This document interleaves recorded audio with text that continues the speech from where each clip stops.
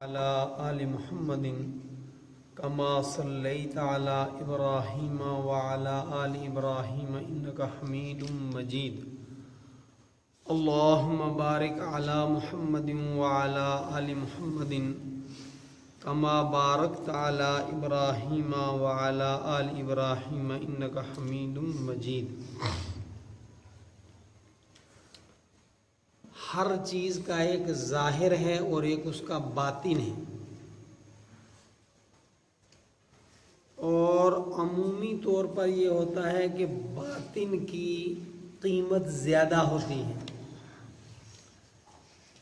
اخروٹ کا پھل ہے، آپ میری توجہ سے بات سنیں پھر، تو ایک اس کے بعد اس کا غلاف ہوتا ہے اور ایک اندر اس کی گری ہوتی ہے۔ تو اصل اندر کی چیز کی قیمت ہوتی ہے، بلکہ اندر کی چیز کی وجہ سے باہر کی بھی قیمت ہوتی ہے، ورنہ اگر اندر سے آپ اس کی گری نکال کر کے تو غلاف فروخت کرنا چاہیں گے تو اول تو کوئی لے ہی گا نہیں، اور لے گا تو بہت معمولی سی قیمت پر۔ اسی طرح اللہ تعالیٰ کی مخلوق میں اشرف المخلوقات انسان ہے۔ انسان کا بھی ایک ظاہری ڈھانچہ ہے اور ایک اس کا باطن ہے۔ بارہا یہ مضمون سمجھانے کی کوشش کی گئی کہ اصل انسان جو ہے وہ باطن کا انسان ہے، اور ظاہر اور باطن جتنے اعضاء ہیں یہ انسان مختلف اعضاء کا مجموعہ ہے۔ سر ہے، آنکھیں ہیں، کان ہے، ناک ہے، ہاتھ ہیں، پاؤں ہیں، وغیرہ وغیرہ۔ ان تمام اعضاء کا بادشاہ، جس کو کہتے ہیں رئیس الاعضاء، حکما بھی اس کو رئیس الاعضاء کہتے ہیں، وہ ہے دل۔ ایک انسان کی آنکھ نہ ہو تو وہ انسان رہتا ہے، آنکھ نکل جائے تب بھی، نہ دیکھ سکے تب بھی وہ چلتا پھرتا ہے، ہاتھ نہ ہو تب بھی وہ بہرحال زندگی کی سرگرمیاں محدود سے ہی، ناقص سے ہی، لیکن اس کا سلسلہ حیات باقی رہتا ہے۔ لیکن اگر کسی آدمی کا دل ہی ختم ہو جائے، نکال دیا جائے، تو وہ باقی نہیں رہ سکتا۔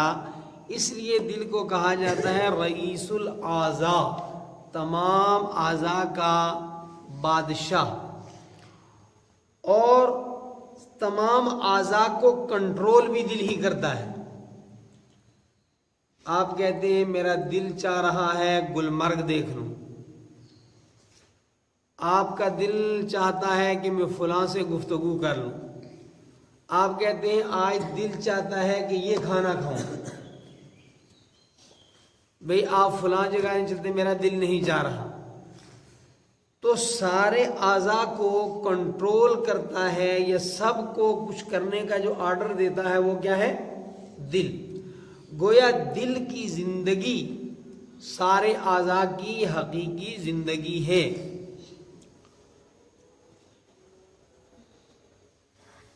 اور ہر چیز کو نشو و نما پانے کے لیے، صحت مند رہنے کے لیے غذا کی ضرورت ہوتی ہے۔ اگر جسم کا جو ظاہری ڈھانچہ ہے اس کو پینے کو پانی میسر نہ آئے، کھانے کو غذا میسر نہ آئے، تو کچھ عرصہ گزارنے کے بعد یہ انسانی ڈھانچہ جو ہے وہ متاثر ہوگا، بیمار ہوگا، ختم ہو جائے گا۔ اور غذا کے اندر بھی جیسی غذا ملے گی ویسا جو ہے وہ اس کی صحت مندی کا اس پر دار و مدار ہوگا۔ ایک آدمی کو روزانہ دودھ ملتا ہے پینے کو تو ذرا صحت مند بندہ ہوگا، سیب کھانے کو ملتا ہے تو صحت مند بندہ ہوگا، اور ایک آدمی کو یوں ہی گھاس پھوس کے اوپر جو ہے ایک عرصہ تک وہ رہے گا تو یقیناً اس کے اندر کمزوری پیدا ہو جائے گی۔ اسی طرح دل بھی غذا کا طالب ہے۔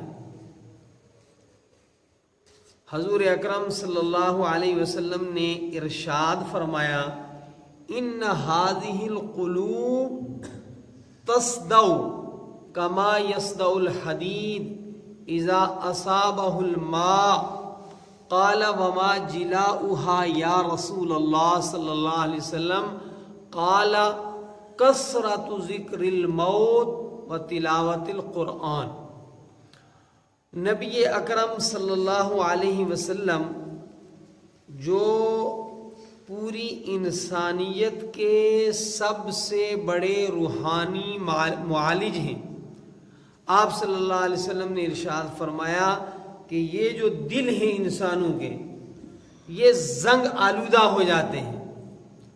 لوہا اگر کہیں پڑا رہے مسلسل کچھ عرصہ تو اس کو زنگ لگ جاتا ہے، اس کی چمک جو ہے وہ ختم ہو جاتی ہے، اس کی طاقت کے اندر کمزوری آ جاتی ہے۔ تو حضور اکرم صلی اللہ علیہ وسلم نے ارشاد فرمایا ان هذه القلوب تصدع، کہ انسانوں کے یہ دل جو ہے زنگ آلودہ ہو جاتے ہیں۔ کما یصدع الحدید اذا اصابه الماء، جیسے لوہے کو پانی لگتا رہے، مسلسل لوہے کے اوپر پانی گرتا رہے تو اس پانی کے لگنے کی وجہ سے لوہا زنگ آلودہ ہو جاتا ہے۔ حضرات صحابہ کرام رضوان اللہ تعالی علیہم اجمعین نے پوچھا یا رسول اللہ صلی اللہ علیہ وسلم وما جلاؤہا، کہ لوہے کو زنگ لگتا ہے تو لوہے کا زنگ دور کرنے کے لیے اسے آگ میں ڈالتے ہیں، بھٹی کے اندر ڈالتے ہیں، اور وہ ایک دم اس زنگ کو ختم کر دیتی ہے، لوہا دوبارہ چمک اٹھتا ہے، اس کی میل کچیل کو وہ آگ دھو ڈالتی ہے۔ لیکن دلوں پر جو آپ نے فرمایا کہ دل زنگ آلودہ ہو جاتے ہیں، تو اس زنگ کو کیسے دور کیا جائے؟ تو حضور اکرم صلی اللہ علیہ وسلم نے فرمایا کثرت ذکر الموت، کثرت کے ساتھ بندہ موت کو یاد کرتا رہے۔ سب منصوبے مجالس میں ہوتے ہیں، ہم گھروں کے اندر بیٹھتے ہیں، ہم آفیسز کے اندر بیٹھتے ہیں، ہم شادی بیاہ کی تقریبات کے اندر بیٹھتے ہیں، ہم دکانوں کے اندر بیٹھتے ہیں، گاڑیوں میں جو ہے چند لوگ اکٹھے ہیں، تو مختلف موضوعات پر گفتگویں ہوتی ہیں، اپنی تعمیر و ترقی سے متعلق ہوتی ہیں، بلکہ بالکل لغو قسم کی بھی باتیں ہوتی ہیں۔ میں کل ہی سن رہا تھا حضرت مولانا سجاد صاحب اللہ تعالیٰ انہیں صحت عافیت درازی عمر سلامتی جان و ایمان کے ساتھ نصیب فرمائے، تو فرما رہے تھے کہ اس وقت جو بڑی بڑی کچھ بیماریاں امت کو لگی ہوئی ہیں، ان میں ایک ہے وقت کو برباد کرنا، وقت کو ضائع کرنا،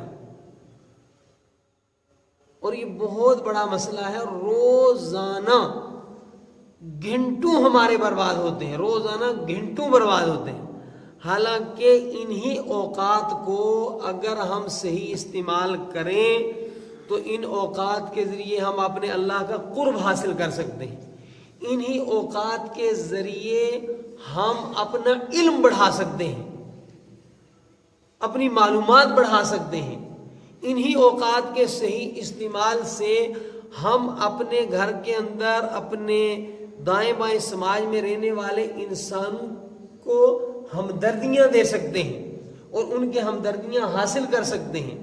انہی اوقات کو اگر ہم صحیح استعمال کریں تو اپنی بہت ساری دنیاوی ضروریات پورا کر سکتے ہیں، لیکن بالکل ان کی طرف توجہ نہیں جائے گی۔ ہر بندہ جو ہے وہ محفل ہے تو اس میں وقت برباد کر رہا ہوگا، ایسی گفتگو کریں گے یا نہ جس گفتگو کا دنیا میں فائدہ، نہ جس گفتگو کا آخرت کا کوئی فائدہ۔ اور اب تو جب سے موبائل شریف تشریف لائے ہیں تو بادشاہ اللہ مشغول ہی مشغول رہتے ہیں، مشغول ہی مشغول رہتے ہیں۔ حالانکہ اس سے بہت سارے فائدے بھی حاصل کیے جا سکتے ہیں، لیکن ہر بندہ کچھ دن شام کو صرف 2-4 منٹ بیٹھ کر یہ احتساب کرے، یعنی جائزہ لیں آج موبائل سے میں نے فائدہ کیا حاصل کیا اور موبائل کے ذریعے میں نے وقت برباد کتنا کیا. بیکار کام یا بیکار بول یہ انسان کے لیے قیامت میں بڑی بربادی کا باعث ہوگا، حسرت کا باعث ہوگا، افسوس کا باعث ہوگا، جہنم میں جانے کا باعث ہوگا. آپ نے پڑھا ہے کہ وہ لوگ جہنم کے حوالے ہوں گے کہ جو یوں ہی گپ شپ کے اندر زندگیاں گزارتے رہے. تو ہماری مجالس میں ہر قسم کی فضولیات، لغویات، بےہودگیوں کا جو ہے وہ مذاکرہ ہوتا ہے، لیکن کوئی فکر آخرت کی بات نہیں ہوتی کہ کبھی کبھی ہم یاد کر لیا کریں، آپس میں بات چیت ہو جایا کرے کہ اوہو ہمارے آبا و اجداد جو ہیں وہ چلیں گے، ہمیں بھی جانا ہے، وہاں کیا ہوگا. ابھی وہ بمبئی کی لڑکی کیا نام ہے کسی کو ذہن میں؟ ثنا خان، جو بالی ووڈ کی جو ہے ایکٹرس میں سے اور بالی ووڈ ہی کی دنیا میں رہنے والی ثنا خان، اور بالی ووڈ کو دنیا کے اعتبار سے وہ ایک جنت سمجھا جاتا ہے اور وہاں تعیش اور سارا کچھ جو ہے. تو اس نے جو توبہ کی ثنا خان نے، اس میں اس نے یہی کہا کہ میں 2 لفظ سوچتی تھی. ایک جو سوچتی تھی کہ مجھے موت آئے گی اور پھر سوچتی تھی کہ موت کے بعد کیا ہوگا. دیکھیے اس تصور نے اس کی زندگی بدل دی. وہ شہرت، وہ اندھا دھند مال و دولت کی فراوانی لات مار دی اس کو اس تصور نے.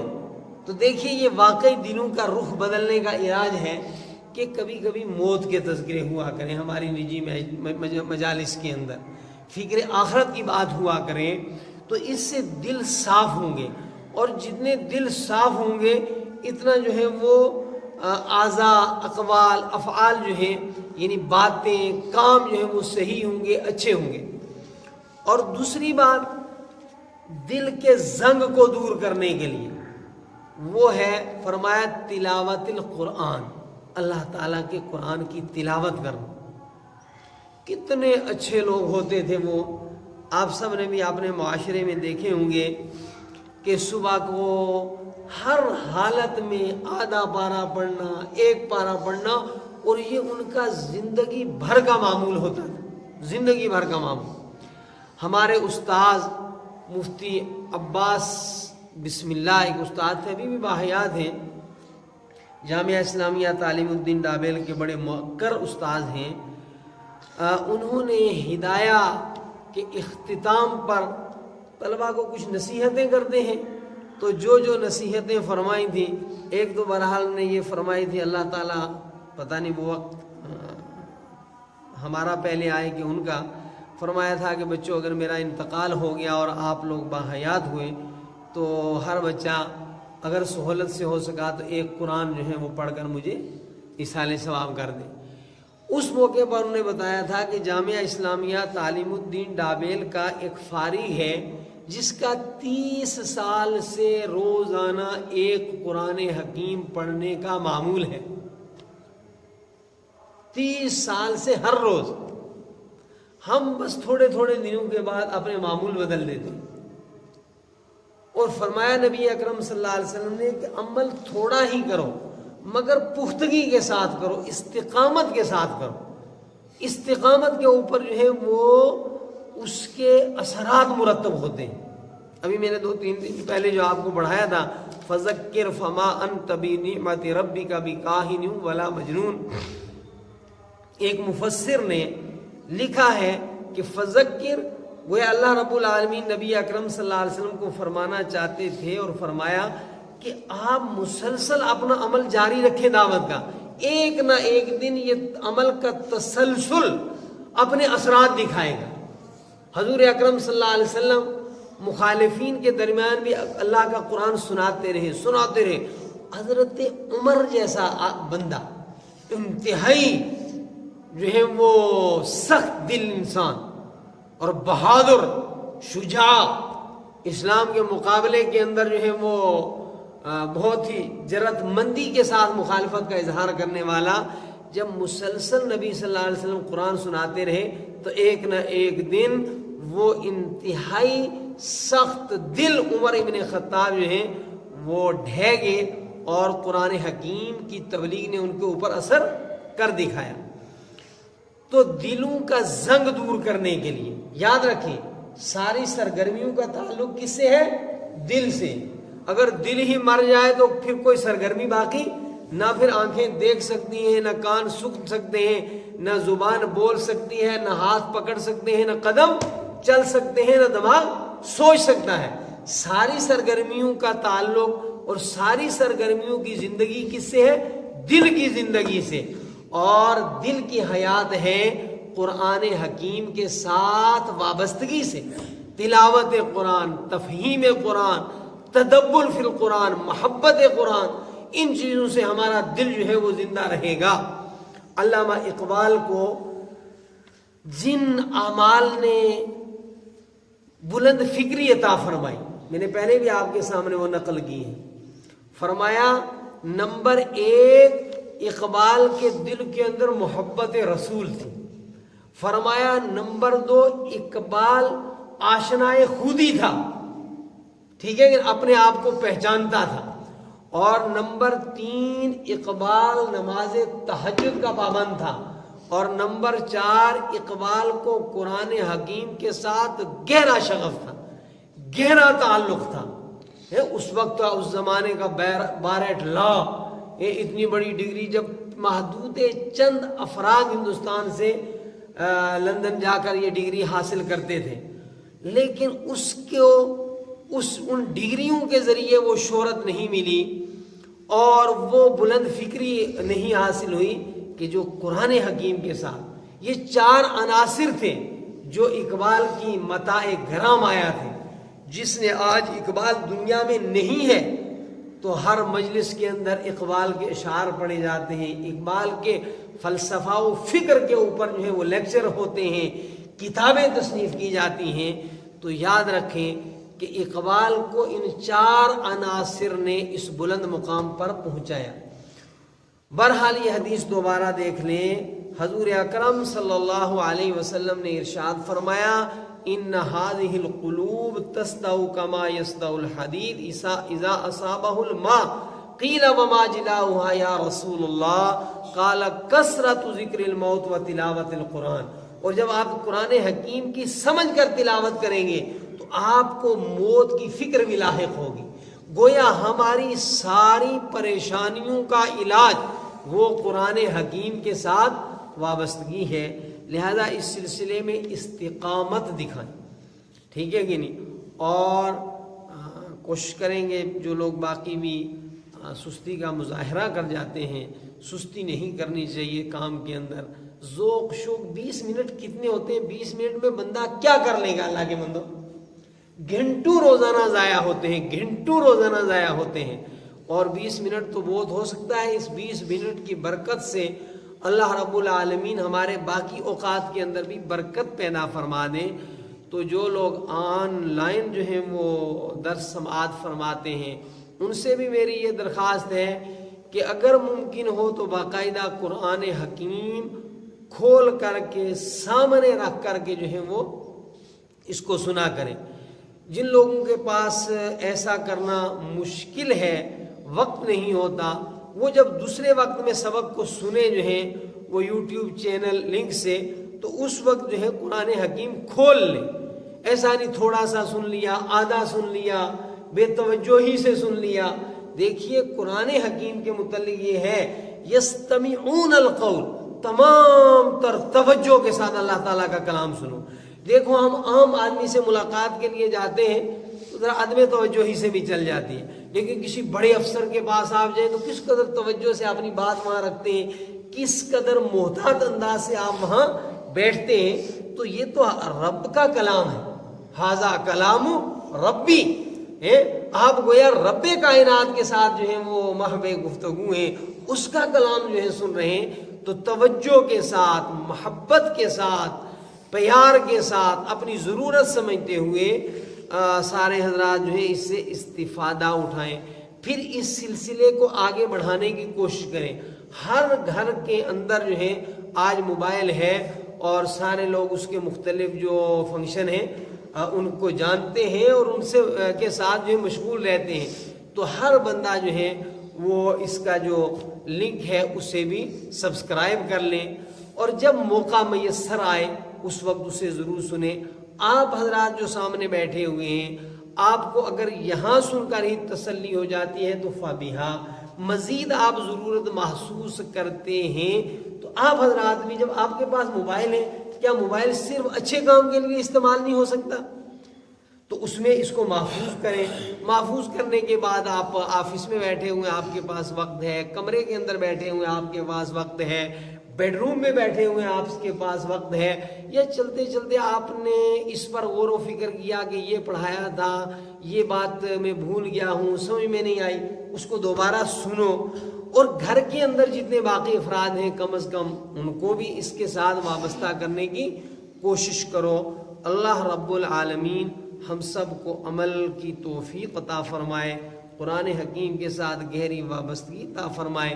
یہ اب لمبی طویل راتیں ہیں، ان میں آدمی سو کر بھی تھک جاتا ہے.